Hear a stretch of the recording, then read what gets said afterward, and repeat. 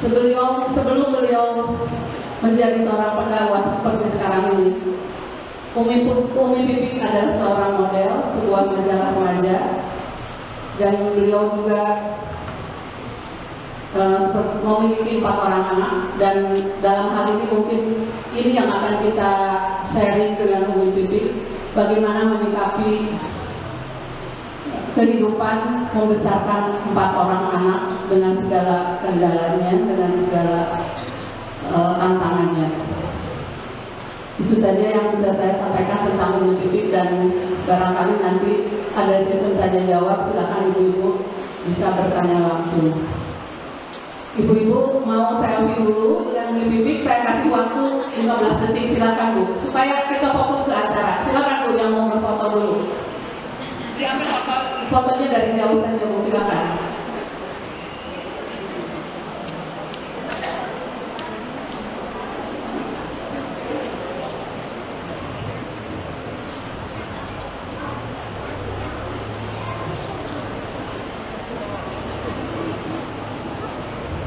Dan Umi Pipik ini kesini dia driver sendiri, dia menyetir kendaraannya sendiri. Jadi apresiasi sekali.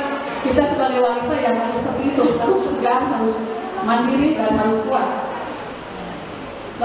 Ada hal-hal tertentu yang harus kita memang sikapi dengan teguh, dengan kuat sebagai wanita, gitu ya. Dan Umi Pipik sudah menunjukkan kepada kita apresiasi kehadiran beliau pagi ini di antara kita.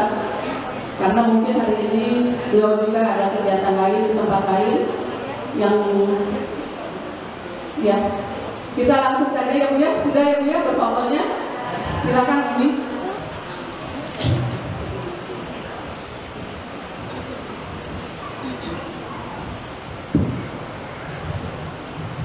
Bismillahirrahmanirrahim. Assalamualaikum warahmatullahi wabarakatuh. Asyhadu an la ilaha illallah wa asyhadu anna Muhammadar Rasulullah. A'udzu billahi minasy syaithanir rajim. Inna lillahi wa inna ilaihi raji'un. La haula wa la quwwata illa billahil aliyyil azim. Allahu akbar, Allahu akbar, Allahu akbar. La ilaha illallah, Allahu akbar, Allahu akbar, walillahil hamd. Subhana malikil qudus, subhana malikil qudus, subhana dzil mulki wal jabarut, subhana dzil mulki wal jabarut, subhana dzil izzati wal azamati wal qudratihi wal haibatihi was sultan wal a'la wal kibriyai wal jabarut wal jalali wal jamali wa la yamutu wa la yafutu abadan. Subuhun kudus Rabbuna wa Rabbul malaikati wa ruh. Subhanallah, alhamdulillah, la ilaha illallah, Allahu akbar. La hawla wa la quwwata illa billahil aliyyil azim. Allahumma salli ala sayyidina Muhammad. Allahumma salli ala sayyidina wa habibina wa syafi'ina wa maulana Muhammadin wa ala alihi wa sahbihi ajma'in. Inna Allaha wa malaikatahu yusalluna 'alan nabi. Ya ayyuhalladzina amanu sallu 'alaihi wa sallimu taslima.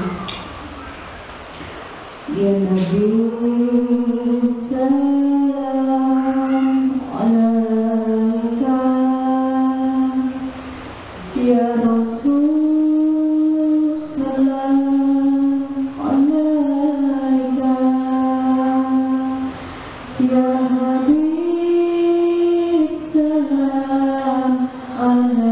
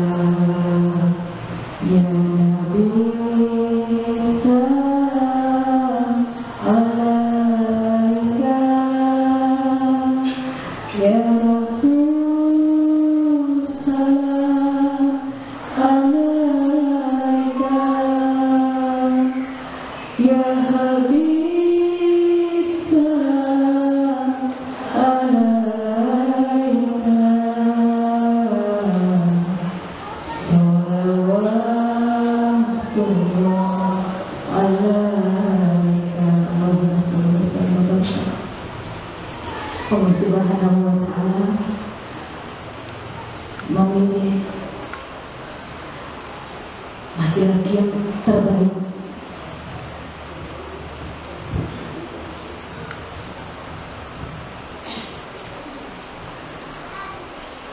Allah sudah memilih laki-laki yang terbaik untuk dijadikan kekasihnya. Manusia yang akhlaknya luar biasa. Seripalah dan buat kita semua yang mencintainya. Yang itu, kalau ingin bertemu, berjumpa dengan beliau, siapapun, baginda Nabi besar Muhammad Sallallahu Alaihi Wasallam, manusia terbaik, memiliki rambut terbaik, matanya terbaik, hidungnya, badannya, postur tubuhnya, Masya Allah. Kalau kita umatnya yang katanya mencintai beliau, kepingin kelak bisa bertemu dengan beliau, sama-sama duduk di taman surga bersama beliau, harus sering-sering sholawat, berkirim salawat kepada beliau, supaya kenal, supaya cinta. Kalau kita kepingin kenal sama seseorang yang kita kagumi, pasti kita butuh salam. Salamnya sama beliau, saya fans. Dia ketemu, memberikan salam yang terbaik. Dan saat beliau kembali ketemu sama kita semua, salamnya diterima, beliau kembali ketemu. Lalu bagaimana? Saat kita yang hidup jauh di zamannya beliau, gak pernah lihat wajah beliau seperti apa. Cuma mengenal Muhammad itu menjadi sejarah saja. Gak pernah tahu beliau itu kayak gimana, kayak apa. Mengenal orang yang beriman dan beriman. Beliau yang luar biasa akhlaknya saja, rindu dengan umatnya.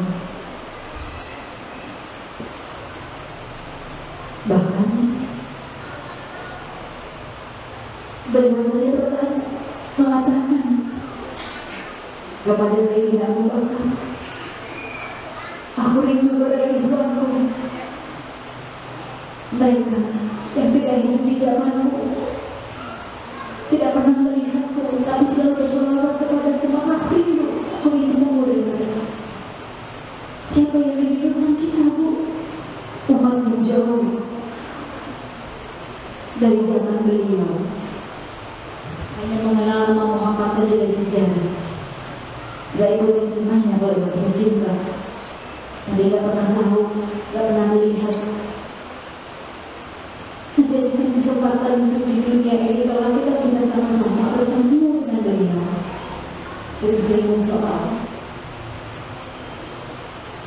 Bahkan saat detik-detik kematian sang Nabi ini, saat beliau dalam keadaan lemah, malaikat Israel datang mengetuk pintu. Amin. Amin apa Bu? Amin aja pakai disuruh. Amin ya Allah. Baiklah kalau begitu aku siap. Jika kau akan ambil nyawa, Rasul sudah senang Bu, umatnya akan bersamanya di surga. Maka saat detik-detik diambil nyawa itu, malaikat itu memalingkan wajahnya dan Rasul bertanya, kenapa kau palingkan wajahmu? Apakah kau jijik melihatku? Lalu malaikat mengatakan, bagaimana aku tega melihat wajah kekasih Allah, aku ambil nyawanya. Rasa sakit sekerutul maut ibarat binatang yang dikuliti hidup.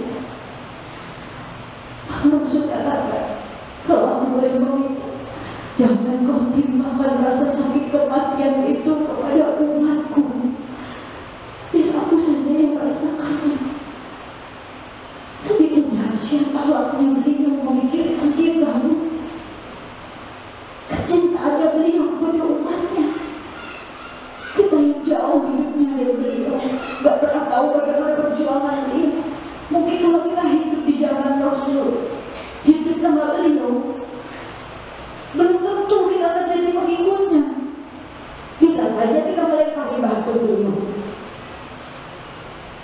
nggak mau, nggak pengen ini dalam kasih Allah. Bahkan nanti di masyarakat itu banyak tangisan rasa takut saat semua mempertanggungjawabkan. Semua mengatakan ya Rabbi nafsi nafsi, ya Rabbi nafsi nafsi. Tangisan takut mengatakan kepada Allah, ya Rabbi, sendiri bahkan Nabi Isa saja mengatakan dalam doanya, ya Rabbi, saya pun tidak meminta doa untuk ibuku Maryam, saya sendiri. Tapi ada tangisan yang rindu kepada umatnya, tangisan yang memikirkan umatnya, yang saat itu diucapkan oleh beliau, ya Rabbi, umati, ya Rabbi, umati. Itu kata Rasulullah yang terus memikirkan kita.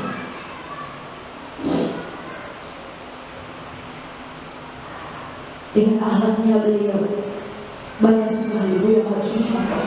Kiblatnya harus beliau dalam keyakinan Allah. Dan manusia terbaik itu beliau ada yang lain. Paling sempurna, paling takut sama Allah. Bahkan saat beliau meninggal saja beliau bertanya kepada sahabatnya, ada enggak yang pernah aku sakiti? Di antara kalian ada enggak yang aku pernah sakiti? Sahabatnya enggak ada yang menjawab, karena mana mungkin seorang kekasih Allah menyakiti. Tapi ada salah satu sahabat, siapa namanya? Ukasya. Dia mengatakan dengan lantangnya, wahai Rasul, engkau pernah menyakitiku. Maka semua sahabatnya bingung, berani sekali. Wahai Ukasya, apa yang pernah kulakukan kepadamu? Katakan. Saat Uhud, cambukanmu mengenai badanku ya Rasul, dan itu sakit sekali. Maka saat itu juga Rasul meminta kepada Sayyidina Ali untuk pulang mengambil cambuk, meminta kepada Fatimah. Baik Ukasya, sekarang lakukan cambuklah badanku kata Rasul. Semua sahabat mengatakan, biarkan aku saja Rasul, biar aku saja, biar aku yang dicambuk. Tidak, Ukasya silakan. Lalu Ukasya mengatakan, saat cambukmu mengenai tubuhku, saat kamu sedang tidak memakai baju ya Rasul. Nah itu, maka saat itu juga Rasulullah membuka bajunya. Silahkan cambuk badanmu. Semua sahabatnya bingung, mau marah dari Ukasya. Saat tangan itu mau cambuk, Rasulullah tahan Ukasya, dan Ukasya menghampiri Rasulullah dan memeluk. Ya Rasul, aku lakukan ini bagaimana dia melakukan cambuk tubuhmu. Aku lakukan ini karena aku ingin memelukmu, mencium tubuhmu yang bau surga, supaya aku bisa mencium bau surga di dalam tubuhmu. Aku ingin memelukmu saja. Masya Allah, berarti itu dahsyatnya. Jangan sekali di antara manusia-manusia di zaman sekarang ini ada yang bertanya, kau pernah gak aku sakitin?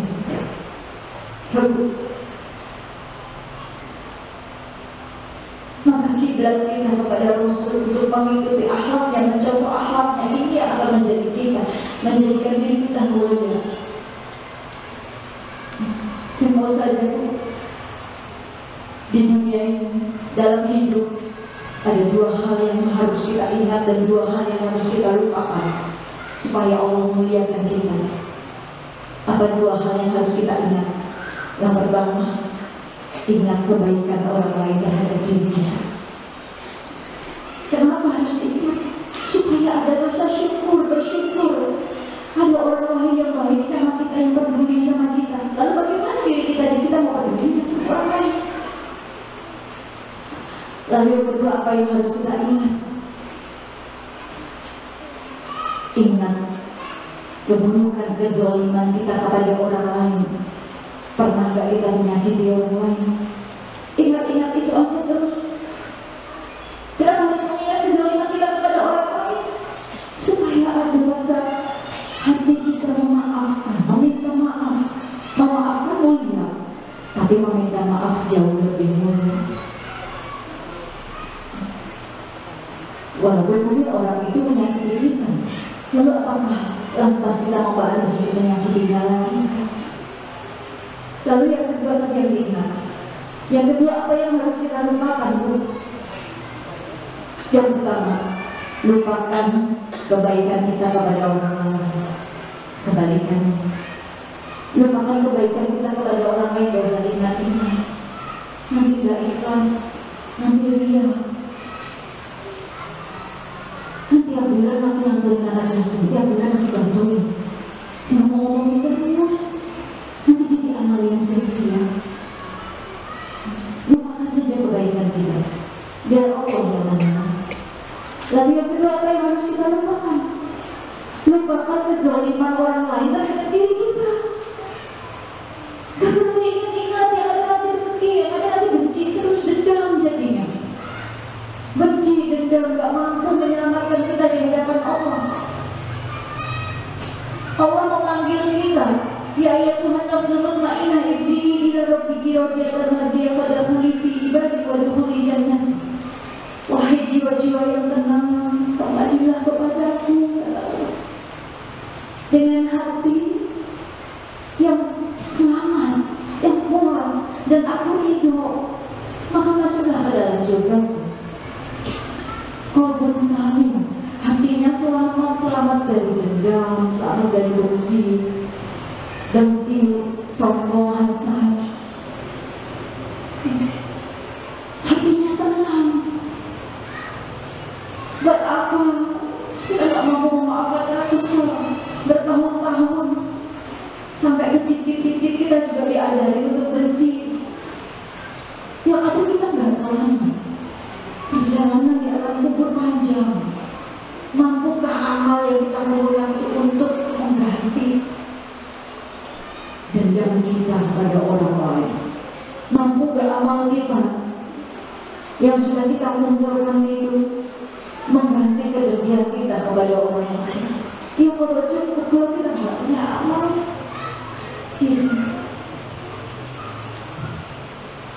amal ini yang membuat kita mulia. Muliakan saja orang lain hingga Allah yang memuliakan kita. Mau kita dianggap gak baik, Allah yang memuliakan kita. Insya Allah. Alhamdulillahirrahmanirrahim. Mengamalkan lakal ihsan ala makhlukat. Puji syukur Allah Tuhan yang sebaik-baik dipuji, pantas-pantasnya dipuji. Dialah Allah yang menghidupkan, Dialah Allah yang mematikan, Dialah Allah yang mencukupi, Dialah Allah yang memberikan nikmat, Dialah Allah yang maha pemurah, Dialah Allah yang maha rahman, Dialah Allah yang maha rahim. Dialah Allah yang memiliki kekuasaan. Allah ala kulli syai'in qadir. Segala kekuasaan ada di tangan Allah. Kalau bukan karena Allah yang maha baik, tak mungkin sampai kita bisa bertemu di belakang Allah ini. Kalau bukan karena Allah yang masih cinta sama kita, tak mungkin kita masih dikasih nikmat duduk di sini. Jangan beda maknanya. Mencari, kita mencari alamat aja kadang ketemu, kadang salah alamat. Kayak tadi model mencari sesuatu yang bilang nggak bakalan ketemu, kadang enggak. Kita mencari ilmu, ngaji dari Senin sampai Minggu, majelis alimnya banyak, dapat majelis alim nggak cocok, nggak enak. Yang masih kajian udah tua, nggak oke. datang pindah lagi majelis taklim lain lagi. Nggak cocok kan? Kalau ke majelis taklim itu mesti pakai dress code, harus pakai warna biru.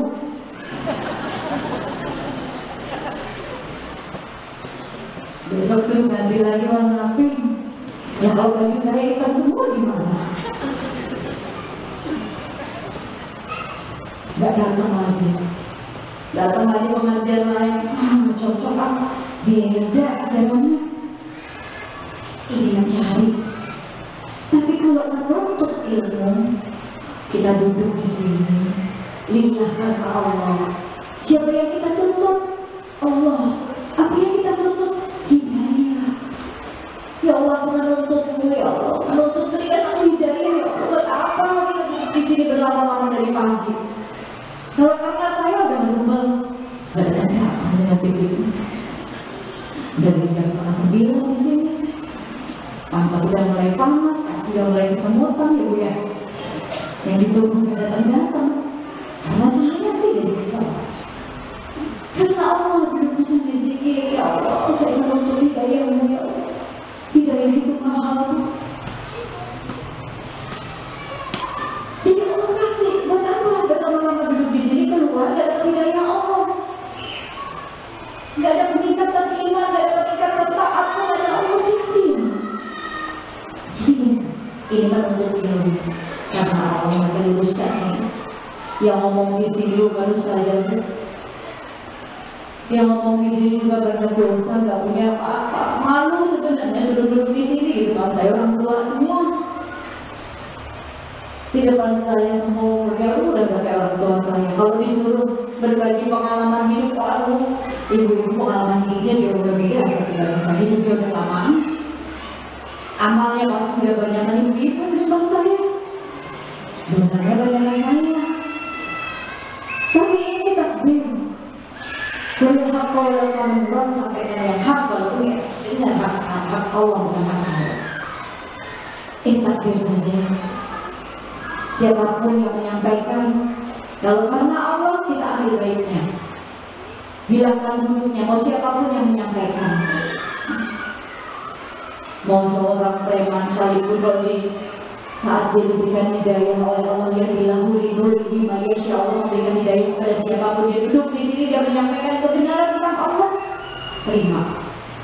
Keburukannya bisa diambil, masalahnya bisa dijaga. Karena kita bukan hidup di masa lalu.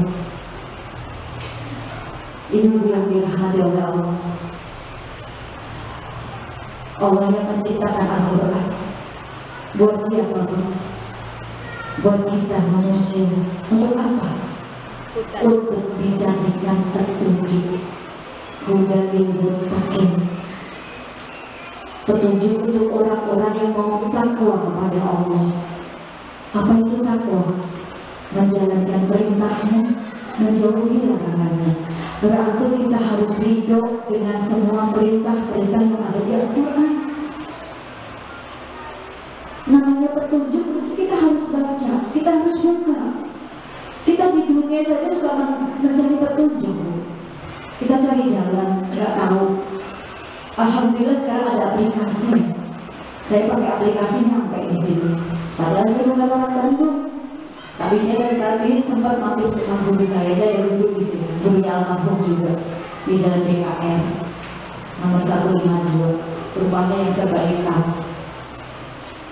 Makanya saya sering pakai baju hitam. Mampir dulu, minta ijaz.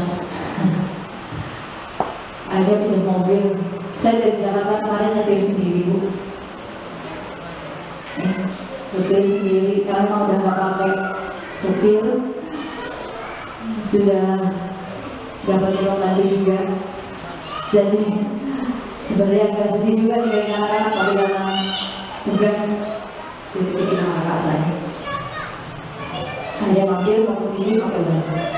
Butuh petunjuk, manusia hidup aja butuh petunjuk. Di dunia, lalu bagaimana nanti perjalanan di akhirat? Kehidupan yang nyata nanti ada di sana. Apa petunjuknya Al-Quran?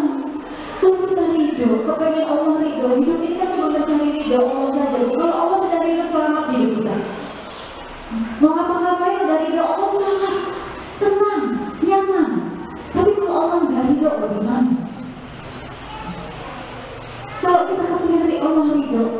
kita ridho gak? Dihukumi hukum-hukum yang ada di Al-Quran. Hukum untuk taat, mau gak kamu taat? Kamu ridho? Aku ridho. Hukum menutup aurat, mau gak kamu menutup aurat? Kamu ridho? Aku ridho. Jadi cintai semua yang tersurat. Jangan pilih-pilih ayat. Oh iya, ayat ini gak cocok nih, nggak suka sama ayat itu. Semuanya kan petunjuk dari Allah. Semua Allah yang membuat hukum itu. Jadi cintai yang tersurat, jika kita mampu menyimak yang tersirat. Kita lihat yang tersurat satu ayat di dalam Al-Quran, bagaimana hidup ini itu saling menghargai, saling menyayangi. Maka kalau kita yakin, kita sudah baca, kita tahu, kita akan yakin yang tersirat itu saling bisa menghargai. Hidup sudah pasti pilihannya, baik buruk, kita yang menentukan, kita yang pilih. Saat kita lihat gunung tampak dari jauh pasti indah, indah sekali. Ini hasrat kepengen banget naik ke atas gunung itu, mendekati gunung itu. Tapi apapun yang di mata kita indah, baik, belum tentu indah di mata Allah. Belum tentu baik menurut Allah. Kita lihat gunung dari jauh, tampak cantik, tampak indah. Saat kita mau mendekati gunung itu, kita menemui jalan yang terjal. Belum banyak bebatuan, belum turunan, tanjakan, belum ketemu dengan binatang buas. Berarti saat ingin menuju ke sesuatu yang indah, menuju ke jalan keselamatan, jalan akhirat, dan dengan senang-senang. Tahu maksud saya? Tadi kita lihat gunung dari jauh indah, tapi coba kita hampiri gunung itu. Proses menuju jalan menuju gunung itu pasti jalanannya terjal. Ada bebatuan, belum kita ketemu binatang buas. Nah, menuju kepada kampung akhirat itu prosesnya gak dengan senang-senang, jatuh bangun dengan susah payah, dengan tangisan. Karena menangis di dunia, kita akan bahagia di akhirat. Tapi menangis yang seperti apa? Menangis yang takut kepada Allah. Dengan dosa-dosa kita, dengan amal kita yang belum cukup. Sampai gak ya Allah, saat besok membaca ampun nyawa saya, amal saya besok belum ya? Atau jangan-jangan saya menjadi amal yang bangkrut, tak punya amal apa-apa. Seperti yang Rasulullah tanyakan kepada sahabatnya, wahai sahabatku, apakah kau tahu siapakah orang yang bangkrut itu? Lalu sahabatnya menjawab, orang yang bangkrut itu yang gak punya apa-apa. Ya Rasulullah selama hidup di dunia. Salah, orang yang bangkrut itu justru selama hidupnya di dunia, dia punya amal banyak. 80 tahun hidup di dunia, dia beramal dengan sholat sunnah, fardu tepat waktu, sholat duha, istiqomah, 12 rakaat, bangun tahajud, 8 rakaat ditutup dengan 3 witir, qobliyah ba'diyahnya, lalu sedekahnya, anak yatim, miskin, fakir miskin, belum sunnahnya, puasanya, puasa Daudnya, Senin Kemisnya. Tapi saat ditimbang di akhirat, dia menjadi orang yang sangat-sangat bangkrut, gak punya amal apa-apa. Kenapa?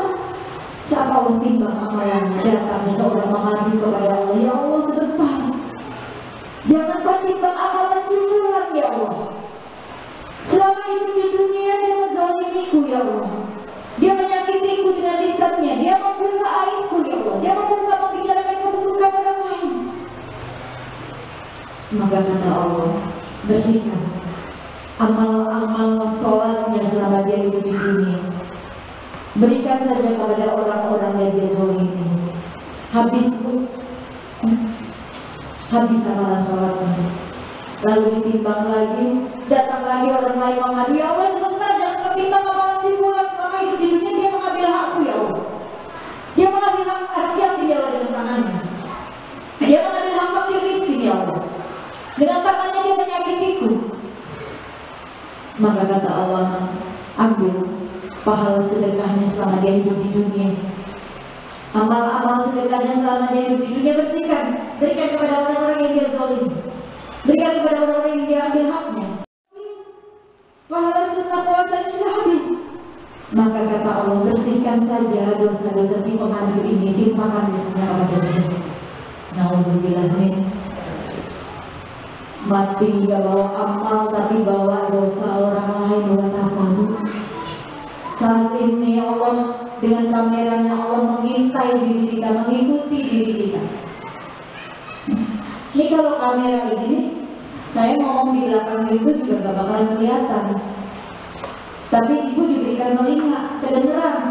Asbabnya sound, ini. Tapi kamera Allah, Bu. Mau saya ngumpet di belakang ini juga kelihatan. Hati-hati kita diteropong semuanya. Saat ini Allah sedang menilai, mengisi rapot kita masing-masing. Sampai nanti Allah bagikan rapot itu dan Allah undang. Undang kemana, Bu? Ke surganya. Rugi. Kita hidup di dunia tapi gak dapat undangan Allah untuk pesta di surga yang semuanya ada, yang kita di dunia gak ada. Tinggal nikmati di sana. Maka saat ini di bulan yang penuh berkah, bulan penuh ampunan, manfaatkan sebaik-baiknya. Ramadan ini pembelajaran. Kita sedang sekolah istilahnya. Belajar sabar, belajar menahan segala-galanya. Jangan cuma nahan lapar, haus doang, anak kecil juga bisa. Tapi bagaimana menahan hingga puasa ini menjadi puasa yang haus. Apa itu haus? Puasa yang takut kepada siapa? Kepada Allah, bukan kepada manusia.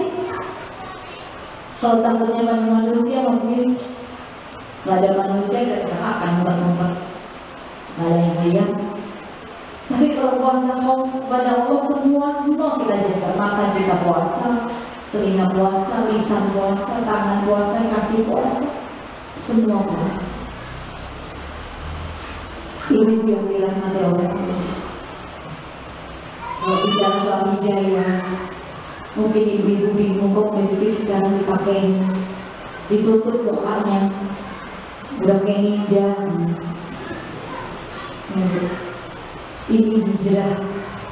Makanya saya bilang hidayah itu mahal. Saya bersyukur sekali sama Allah. Hidayah itu mahal. Hidayah itu bisa kita cari. Hidayah itu pun juga bisa hilang dari diri kita. Hati-hati. Hidayah bisa hilang dari diri kita kalau kita nggak hati-hati. Allah udah kasih hidayah, tapi kita kebenarannya hilang hidayah.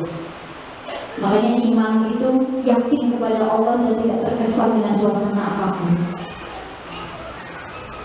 Saya baru beberapa minggu, sudah lumayan juga sih, dari pulang umroh tanggal 3 kemarin, tanggal 3 bulan Mei, saya pulang umroh.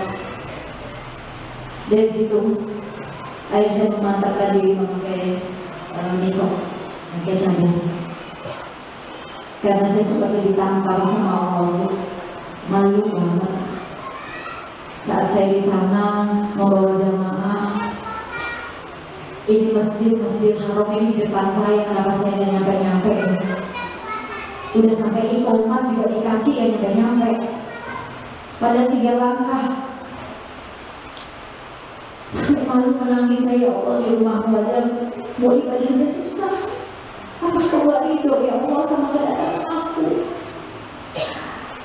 Bentar mau melangkah, ada jemaah, mau mimpi jalan lagi 2 langkah, ketemu jemaah lagi, kalau gak bilang ya ini, saya dibilang sombong. Tapi saya mau sholat, saya mau ibadah. Malu sama Allah, ya Allah. Saya dikenal di dunia, tapi aku gak mengenalku. Tapi aku dikenal di dunia, di akhirat Allah gak kenal kita. Di pasti ada jatuh popularitas. Di dunia dipuji-puji, di dunia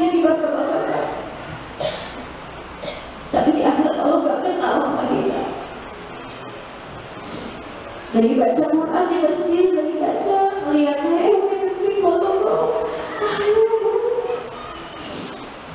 Istighfar lagi. Padahal sana tinggal menikmati ibadah, ini ujian. Ada salah seorang bertanya kepada Syekh, meminta doa kepada salah seorang Syekh. Ya Syekh, tolong doakan saya. Kami ditanya sama siapa, kita minta doa apa? Saya cuma pengen selamat dunia akhirat aja. Oke Syekh, biasanya yang datang di sana selalu minta doa. Doa jabatan apa? Tapi ini hanya minta doa selamat saja. Kenapa kamu mau minta doa selamat dunia akhirat? Iya Syekh. Saat tadi pagi saya menggendong anak saya, lalu anak saya muntah.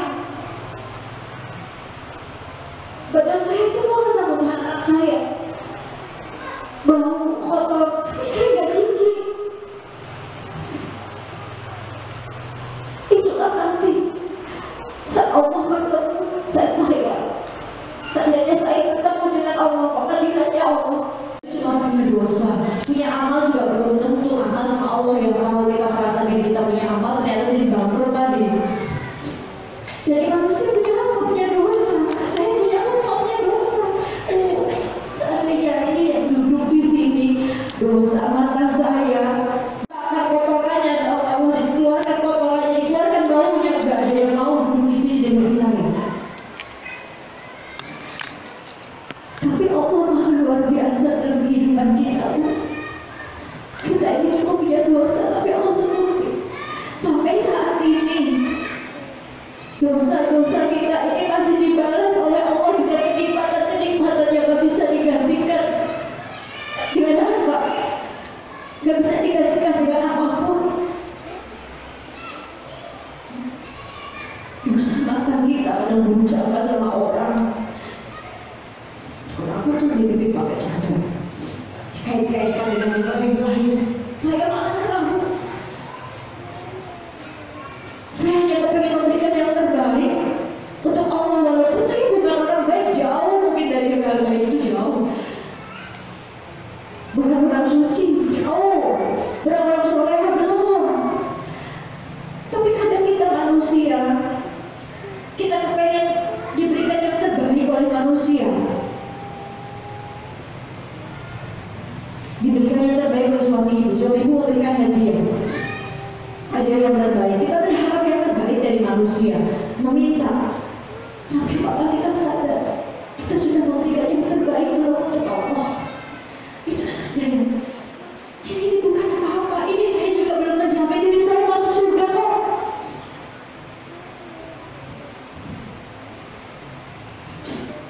Jika bukan jaminan diri kita masuk surga kalau hati kita masih dengki sama orang lain, hati kita masih dendam sama orang lain. Tapi setidaknya kita mau maaf jika kita cadar kita yang mampu bersaksi bahwa kita mau taat ke Allah. Setidaknya kita kepengen dipilih oleh Allah wanita yang masuk ke surga. Karena Allah ini Allah merahasiakan beberapa hal dalam hidup kita. Allah merahasiakan dan gak pernah tahu rahasia Allah.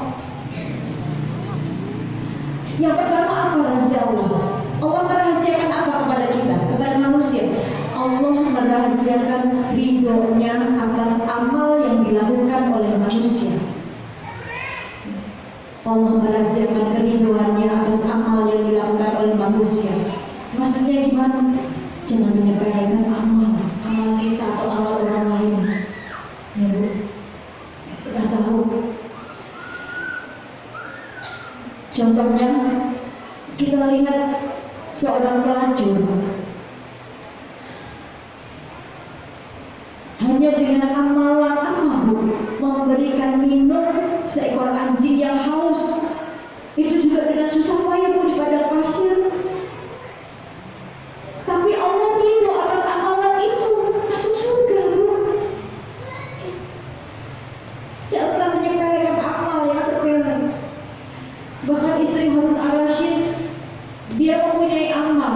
setiap maghrib itu dia mendatangkan penghafal Al-Quran di rumahnya, 100 penghafal Al-Quran untuk membacakan. Dia hanya mendengarkan dan menangis. Orang-orang juga tahu amalannya, tapi amalan itu bukan itu yang menyebabkan dia menjadi ahli surga, menyebabkan dia menjadi wanita yang masuk surga, bukan. Apa amalannya, Bu? Ketika azan berkumandang, Allah panggil melalui sholat, beliau ini langsung buru-buru menyikapi tubuhnya dengan kain. Malu tubuhnya terlihat oleh Allah, walaupun hanya 3 lembar rambut. Dia singkat, dia tutupin, karena dia malu Allah memanggilnya dengan azan, dengan sholat. Bagaimana dengan saya? Azan masih dibentar Ibu. Masih azan, masih lama waktunya. Lagi ngaji udah azan, masih selfie, masih foto-foto. Jadi Allah merahasiakan keriduannya. Istri berkata, "Syekh, Allah ridho atas amal dia yang mungkin sepele, Bu. Hanya menuntut aurat saat azan, menyikapi rambutnya, walaupun tinggal helai saja. Tapi Allah ridho, jadi wanita di surga." Dan yang kedua, Allah merahasiakan kemurkaannya atas maksiat yang dilakukan oleh manusia. Allah merahasiakan kemurkaannya atas maksiat yang dilakukan oleh manusia. Apa maksudnya? Jangan menyepelekan maksiat kecil. Orang yang bermaksiat kecil dan dia sudah terbiasa dengan maksiat kecil, maka dia tidak akan takut dengan maksiat besar, dengan dosa besar. Maksudnya gimana? Ada seorang penghafal Al-Quran, hafiz Quran, diundang di mana-mana. Setiap dia membacakan Quran, orang-orang menangis mendengarkan, tersentuh, merdu suaranya. Lalu timbul sebuah kesombongan sebuah hafiz Al-Quran ini, sebuah hafal Al-Quran ini. Dia ingin memuji hafalan ayat salah seorang ustaz. Maka seorang ulama itu mengatakan, "Aku mencium bau tembaga yang keluar dari mulutmu." Dia gak paham apa maksud kalimat itu. Maka setelah selesai acara dia pulang, dia ingin membaca Al-Quran, hilang satu ayat pun hafalannya di dalam Al-Quran. Berarti Allah murka atas maksiat yang dia lakukan. Apa maksiatnya? Sebuah kesombongan. Apa yang bawa manusia sombong? Semua ilmu juga datang dari Allah. Allah yang bersombong punya semuanya. Ini. Lalu yang ketiga, Allah merahasiakan wali-wali Allah di muka bumi ini. Gak pernah ada yang tahu, yang duduk di luar, di atas, di sini, di tengah, di pojok, di ujung. Mungkin ada wali Allah yang tahu. Mungkin di luar sana seorang pemulung yang membawa karung panas-panas memungutin sampah untuk menguji kita, untuk meminta-minta. Allah datangkan untuk menguji kita, ternyata itu wali Allah, kita nggak tahu. Maka belajar ilmu hidup dari orang lain. Orang yang hidupnya susah di dunia tapi dia nggak pernah mengeluh, dia selalu bersyukur, dia beramal kepada Allah. Dia yakin susahnya dia hidup di dunia, nggak punya apa-apa, miskinnya dia di dunia, jangan kaya di akhirat. Kaya dengan apa? Dengan amal. Asal dia bersyukur. Karena janji Allah, yakin janji Allah itu pasti. La in syakartum la azidanakum. Jika engkau bersyukur kepadaku, itu penegasan. Apa janji Allah? Aku tambahkan nikmat. Ini janjinya Allah. Asal kita bersyukur. Jangan nunggu bersyukur bahagia dulu baru bersyukur, tapi bersyukur dulu, insya Allah kita bahagia. Karena bukan kebahagiaan yang membuat kita bersyukur, tapi bersyukur insya Allah kita bahagia. Lalu yang keempat, Yang selanjutnya, Allah merahasiakan umur kematian, bagaimana matinya pada manusia. Mati rahasia Allah. Gak pernah tahu umur kita berapa tahun lagi. Jangan tahun itu kan tahun, berapa jam ke depan, menit. Kalian tahu keluar dari area ini di jalan saya kata-kata, kalian tahu. Makanya sekali bacaan yang saya tadi baca di depan tadi, saat mau keluar rumah, baca asyhadu an la ilaha illallah wa asyhadu anna Muhammadar Rasulullah. Syahadat dulu, karena nggak pernah tahu di depan kita 5 menit ke depan bagaimana takdir kita, nggak tahu. Lalu baca lagi ke awal, A'udzubillahi minasyaitonir rajim, berlindung kepada Allah dari gangguan setan. Karena saat wanita keluar dari rumahnya tanpa ridho suaminya, tanpa izin kepada suaminya, setan mempunyai 24 cara, 24 jam dengan caranya untuk menggoda wanita. Ya, maka berlindung. Lalu baca lagi apa? Inna lillahi wa inna ilaihi raji'un. Kalimat ini bukan kalimat orang meninggal, harus tahu artinya. Semua datang dari Allah dan kembali kepada Allah. Gak pernah tahu di depan nanti apa yang datang menghampiri kita, kembali kepada Allah. Lalu baca la haula wala quwwata illa billahil aliyyil azim. Kita gak punya kekuatan apapun. Saat keluar rumah Allah kasih ujian kepada kita, la haula, minta kekuatannya sama Allah, sama punya kekuatan. Baru takbir, Allahu Akbar, Allah Maha Besar, ya Allah, besarkan aku dengan ampunan-Mu, ya Allah, besarkan aku dengan rahmat-Mu, ya Allah. Pergi keluar rumah tasbih bersama. Allah merahasiakan kematian. Mati bukan milik orang tua, mati milik anak muda. Yang anak muda dipikir bisa tua, sampai tua ternyata mati duluan. Ya Bu, saat Allah mau mengambil umur kita, maka Allah bilang sama kita dulu. Saat Allah mau mengambil apapun yang kita miliki, apakah Allah minta izin dulu sama kita? Enggak. Saat Allah mau mengambil pasangan kita, apakah Dia izin dulu sama kita? Enggak. Hai, besok malam Jumat kamu ambil ya suamimu ya. Jam 12 lewat 15 aku ambil suamimu, izin dulu. Enggak. Lalu saat Allah mau mengambil orang tua kita, apakah izin dulu sama kita? Enggak. Lalu saat Allah mau mengambil harta kita, apakah kita izin dulu? Enggak, semua milik Allah kok. Nanti jangan malam ya, aku mau ambil rumahmu, aku mau bakar rumahmu, kamu siap-siap. Kalau dikasih tahu, saya bisa teriak-teriak sebelumnya. Saya bisa keluarin semuanya. Urusan mata, melihat mata duniawi, saya sisirin semua harta saya. Allah nggak kasih tahu kita dulu. Mau kapanpun Allah ambil, itu hak Allah. Ini ujian. Oh iya, ini semua bukan milikmu, bukan milikku, ini milikmu semuanya. Manusia ini seperti debu yang tertiup hilang. Ini kita.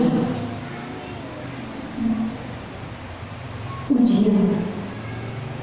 Kapanpun Allah mau mengambil apapun yang ada di dalam diri kita, yang kita miliki, buat Allah mudah. Kapanpun, gak pakai bilang. Kita dibikin Allah menjadi orang yang fakir, gak punya apa-apa, bisa. Apa yang mau disombongkan? Oh, mungkin dulu saya sombong kali. Hidup di belakang popularitas pasangan kita, hidup dengan semua serba ada. Oh, mungkin itu melalaikan diri kita kepada Allah. Ujian. Kamu cinta dunia, kamu lupa kepada, kamu puji manusia, kamu lupa memujiku. Allazi khalaqal mauta wal hayata liyabluwakum ayyukum ahsanu amalan wa huwal azizur ghafur. Dialah Allah yang menguji hidup mati kita. Liyabluwakum ayyukum ahsanu amalan. Aku hanya ingin melihat amalan terbaikmu dari ujian ini. Maka saat Allah uji, kembalikan kepada diri kita saja. Oh, mungkin memang diri saya yang banyak dosa. Lalu bagaimana menyikapi ujian ini? Kita nggak punya kekuatan apapun. Kalau bukan karena Allah, nggak mungkin saya bisa sampai di sini. Mungkin saya udah di rumah sakit jiwa kali ini. Udah di rumah sakit jiwa saya tuh mungkin ditengokin anak-anak saya, lihat. Tapi kita punya Allah yang maha luar biasa baiknya.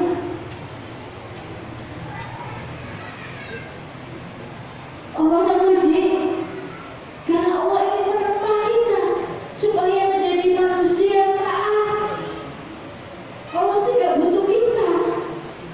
Ibarat besi, saat manusia diuji itu ibarat besi. Besi mau menjadi apapun, mau menjadi pisau, menjadi pagar, itu butuh proses, ada penempaan, pembakaran, dibentuk, diasah, baru jadi pisau, bisa bermanfaat. Jadi pagar bermanfaat melindungi rumah kita. Nah, bagaimana manusia saat diberikan ujian, dia ditempa oleh Allah terus, ditempa sabar, dia harus sabar. Apa? Ridho ujung-ujungnya. Habis waktunya ya. 5 menit lagi. Baik. Lalu ada anak bertanya, saat ujian bertubi-tubi menghampiri kehidupannya, dia bertanya, wahai Umi, kenapa kita diuji terus? Apakah Allah sayang sama kita? Mana katanya Allah sayang, Allah cinta, kok kita diuji terus? Lalu kita harus bagaimana? Nah, jadikan ujian Allah menjadi kekuatanmu untuk bertemu, menghampirinya. Ibarat ini ada 3 benda di hadapanmu. Ini telur, ini wortel, ini kopi. Coba kamu pegang telur ini, keras, keras. Coba kamu banting, pecah nggak? Pecah. Ini wortel. Coba kamu patahkan, keras gak wortel? Keras. Dipatahkan bisa nggak? Gak bisa. Keras. Ini 3 benda ini kopi warnanya apa? Hitam. 3 benda ini, nah kamu masukkan ke dalam panci satu-satu. Kalau kamu masukkan ke dalam panci lalu kamu rebus, wortel kamu masukkan ke dalam panci kamu rebus, kopi kamu masukkan ke dalam panci kamu rebus. Kamu lihat 3 benda ini mengalami proses masing-masing. Setelah mengalami proses, coba kamu pegang, kamu ambil telur itu, coba kamu banting. Pecah nggak? Nggak bisa. Kulitnya aja yang pecah. Wortel tadinya keras, setelah direbus, coba kamu patahkan, gampang nggak dipatahkan? Gampang. Lembek. Kopi tadinya hitam, masuk ke air yang putih. Air putihnya ini berubah menjadi apa warnanya? Hitam. Lalu baunya seperti apa? Harum. Jadi 3 benda ini kamu pilih yang mana? Saat kamu mengalami proses ujian, di antara 3 benda ini kamu pilih yang mana? Yang gampang dipecahkan, atau jadi lembek dengan ujian, atau kamu menjadi harum seperti kopi?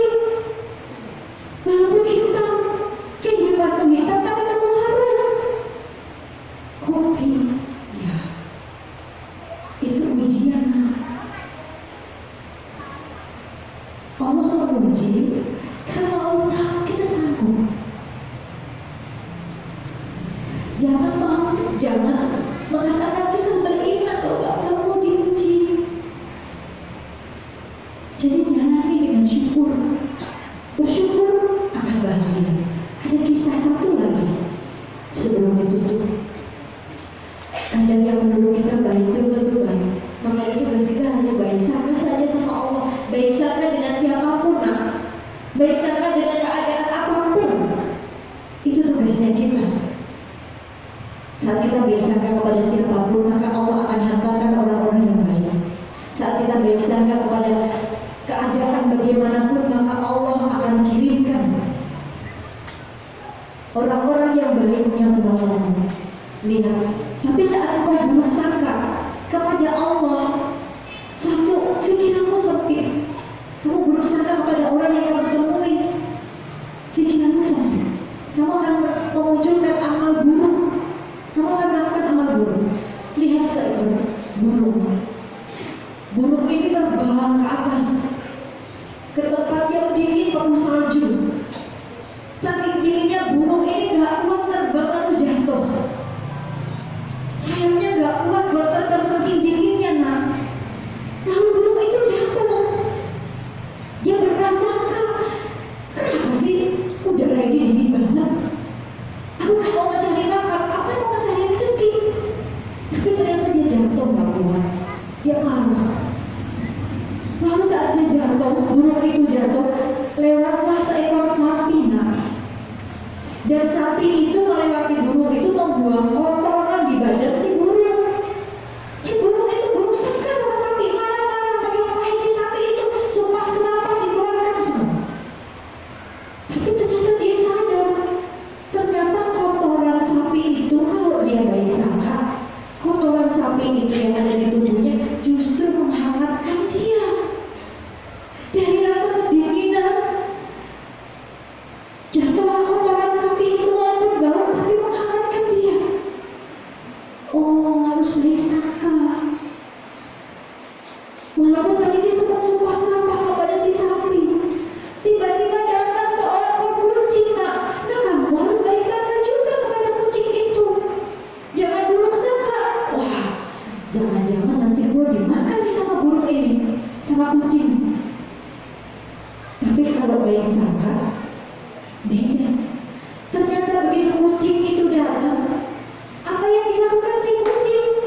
Dia menjilati kotoran yang ada di dalam tubuh si burung itu.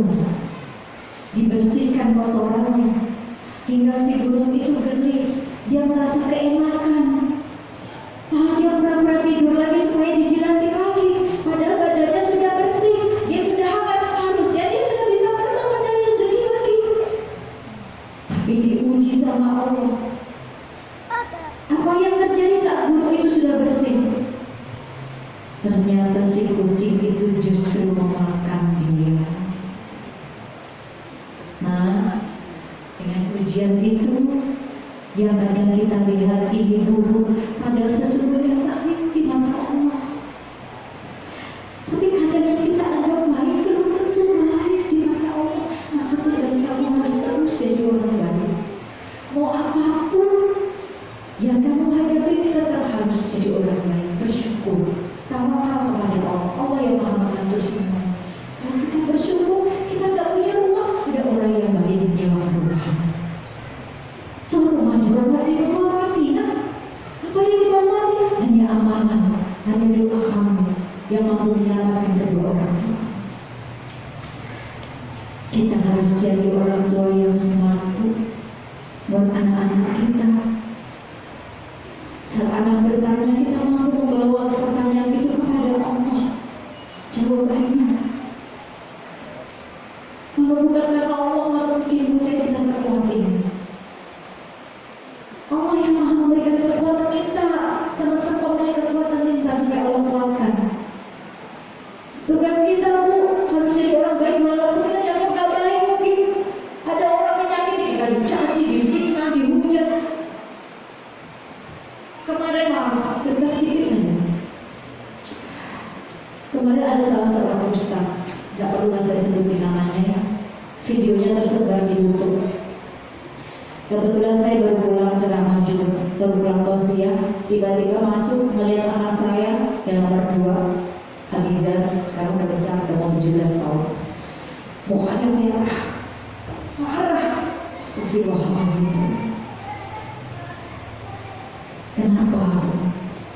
Umi lihat nih, yuk kasih dia handphonenya. Apa sih? Saya lihat handphonenya, saya buka. Ya sudahlah, saya bilang itu. Kau bisa? Jadi ayahnya oleh seorang ustaz ini dijelek-jelekin di YouTube. Sampai ada marah, mukanya udah merah, udah kesetanan. Masuk ke dapur, ambil botol dilempar. Sudah, astagfirullahaladzim, saya masih sabar. Adik-adiknya udah takut.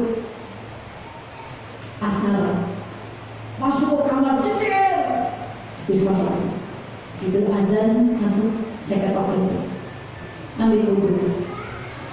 Orang beriman itu marahnya, orang beriman itu ambil wudhu, sholat, doa. Kamu melihat video ini belum seberapa. Umi tidak pernah mengajari anak-anak Umi untuk menjadi orang yang sangat benci kepada orang lain, dendam, bohong. Hinaan orang gak akan menghinakan kita. Allah yang mau melihatkan kita.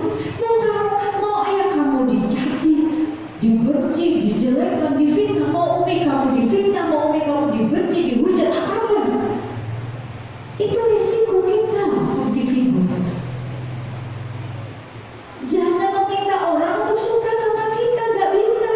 Ada orang yang suka sama kita, ada orang yang benci sama kita. Nah, tugas kita seperti apa? Tugas kita gak boleh untuk kita benci, sukai, sayangi. Itu akhlak Rasul. Ambil wudhu sholat, ayo sholat berjamaah. Kamu jadi imam. Sholat. Yuk baca Yasin sekarang. Kirimin akhlak buat ayah kamu. Kamu tahu video ini? Ini tidak mampu menghinakan kamu. Kalaupun ada dalam diri ayah kamu seperti ini, sudah kita doa. Lalu di sosial media saya baca, di Instagramnya anak-anak saya, kebetulan saya tahu semua passwordnya, jadi saya yang bisa buka, saya nggak cek. Kalau nggak bahaya bu anak-anak kita. Di Instagram bisa melihat apa aja. Jadi kita jadi orang tua harus peka. Dilihat, saat melihat begitu ada postingan itu, semua komen-komennya komen anak saya kasar, ya keras. Tolong dong cariin alamat rumah si ustaz itu, saya mau datangin. Aduh, langsung saya hapus. Harusnya kamu komennya nggak seperti itu, nak. Itu kan memancing. Kamu komen aja. Ah sudahlah, kalau usah didengerin, doain aja. Ustaz itu dapat hidayah, Allah muliakan rumah tangganya, keluarganya, Allah selamatkan. Kalau berikan kebahagiaan, itu komentar kamu. Langsung saya hapus komentar-komentar dia, Bu. Saya ketik langsung, mohon maaf ya, gak usah didengerin, doain aja biar Allah kasih hidayah. Nah, baru saya ceritakan. Ada kisah saat Sayyidina Abu Bakar didatangi oleh Rasulullah di rumahnya. Sebentar ya Bu, 1 menit aja Bu. Ada Sayyidina Abu Bakar. Rasulullah datang ke rumah Sayyidina Abu Bakar. Dan saat itu Sayyidina Abu Bakar kedatangan orang Arab Badui, dan orang Arab Badui itu menghina Sayyidina Abu Bakar. Terus dihina. Tapi Sayyidina Abu Bakar hanya tersenyum, nah. Mendengar hinaan itu hanya tersenyum. Lalu Rasulullah senyum kepada Sayyidina Abu Bakar. Lalu yang kedua, orang Arab Badui itu semakin menghina Abu Bakar, dan Abu Bakar masih tersenyum, nah. Hingga Rasulullah pun ikut tersenyum, semakin tersenyum Rasulullah melihat Abu Bakar datang pancing. Tapi yang ketiga, Sayyidina Abu Bakar manusia. Saat Arab Badui itu menghina lagi Abu Bakar terpancing dan marah. Maka saat itu juga Rasulullah meninggalkan Sayyidina Abu Bakar tanpa berkata-kata, tanpa mengucap salam, tanpa senyum. Rasulullah meninggalkan Abu Bakar hingga membuat Abu Bakar bingung. Dihampiri Rasulullah, ya Rasulullah, kenapa kau meninggalkanku tanpa ucap salam, tanpa sepatah kata pun? Engkau tidak tersenyum kepada yang pertama menghinamu dan engkau tidak membalasnya. Aku tersenyum karena malaikat berdatangan ada di dekatmu. Lalu yang kedua, saat orang Arab Badui itu menghinamu kembali dan engkau masih tersenyum, tidak membalas hinaan itu. Aku pun ikut tersenyum karena malaikat semakin banyak mengelilingimu. Tapi saat yang ketiga orang Arab Badui itu menghinamu dan engkau marah, aku meninggalkanmu. Kenapa? Karena malaikat pun meninggalkanmu dan digantikan posisi malaikat itu dengan iblis. Maka aku tidak mau. Itulah kenapa kamu mau di sekitarmu itu nanti ada iblis atau malaikat. Ibu-ibu yang dimuliakan Allah, ini saja yang bisa saya sampaikan. Mudah-mudahan ini bermanfaat untuk diri saya. Doakan saya. Saat di rodo tentang hijab, saya tersungkur dan hanya satu ada bisikan ke saya, kapan mau ditutup, kapan mau ditutup, kapan mau ditutup. Hanya itu yang terdengar di telinga saya. Oh iya, karena masa udah lama apa yang menutup. Dari situ Bismillah hijrah. Dengan saat hijrah sudah dengan sekuensinya meninggalkan dan ditinggalkan. Orang-orang TV gak ada yang mau saya. Ya, alhamdulillah ada orang dari dulu. Ya, berarti Allah dari saya di sini. Yang harusnya 1 bulan ini saya mengisi program ini. Alhamdulillah. Dan itulah hidayah. Saya menikmati, saya bersyukur. Terima kasih, mudah-mudahan Allah memberikan hidayah untuk kita semua. Untuk hidup jauh lebih tertuju untuk tujuan akhirat. Terima kasih. Mohon maaf banyak berarti dari saya keburukan ada dalam diri saya, kesempurnaan saya kepada Allah. Dan Assalamualaikum warahmatullahi wabarakatuh. Waalaikumsalam warahmatullahi wabarakatuh. Subhanallah, subhanallah. Terima kasih Umi Bibit atas segala apa yang sudah disampaikan kepada kita semua di sini, ibu-ibu semua. Saya terkenyang dengan apa yang dikatakan oleh Umi Bibit. Seorang muda belia dan jauh mungkin usianya di bawah saya, tapi ilmu kedalaman hidupnya sudah jauh di atas kita. Mungkin di atas saya pasti, tapi mungkin juga di atas ini. Mari kita belajar lebih mendalami lagi dengan bahwa hidup itu ternyata hanya mencari ridho Allah, dan kesanalah kita.